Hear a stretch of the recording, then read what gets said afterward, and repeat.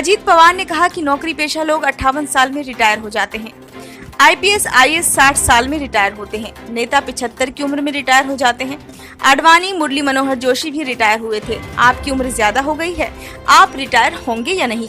आप कभी रुकेंगे या नहीं? साहब बोले कि सुप्रिया को अध्यक्ष बनाओ, हम तैयार हो गए। फिर उन्होंने इस्तीफा वापस ले लिया। आपको जब इस्तीफा वापस ही लेना था तो दिया ही क्यों? मैं झूठ नहीं बोलता, झूठ बोला तो पवार की औलाद नहीं कहलाऊंगा।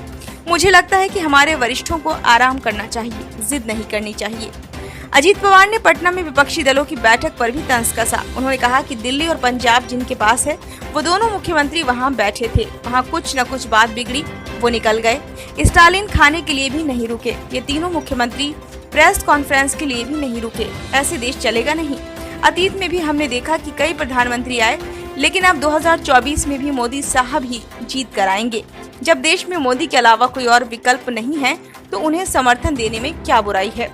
अजीत पवार ने कहा कि 2017 में कुछ अलग करने का प्रयास हुआ था। उससे पहले 2014 में हमें प्रफुल्ल पटेल ने बताया कि हम बाहर से भाजपा को समर्थन देंगे। हम शांत बैठे क्योंकि हमारे नेता का निर्णय था। देवेंद्र फडणवीस मुख्यमंत्री बने तो हमें बताया गया कि शपथ विधि कार्यक्रम में हमें हाजिर रहना है। हम वहां गए, वहां प्रधानमंत्री मिले, उन्होंने हमसे हालचाल जाना। जब भाजपा के साथ नहीं जाना था तो हमें वहां क्यों भेजा गया था?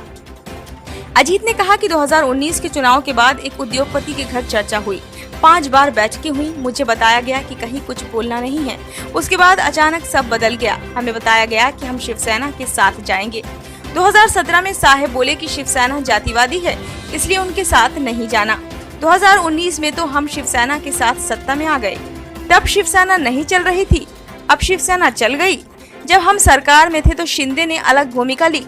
हमने हमारे प्रमुखों को बताया कि कुछ तो अलग हो रहा है। उद्धव ठाकरे को बताया कि कुछ तो हो रहा है, लेकिन उन्होंने ध्यान नहीं दिया। जब एकनाथ शिंदे ने अलग होने का फैसला लिया और गुवाहाटी चले गए, तब हमने 51 विधायकों के साथ भाजपा को समर्थन देने का प्रस्ताव दिया, लेकिन वरिष्ठों ने इस पर फैसला नहीं लिया।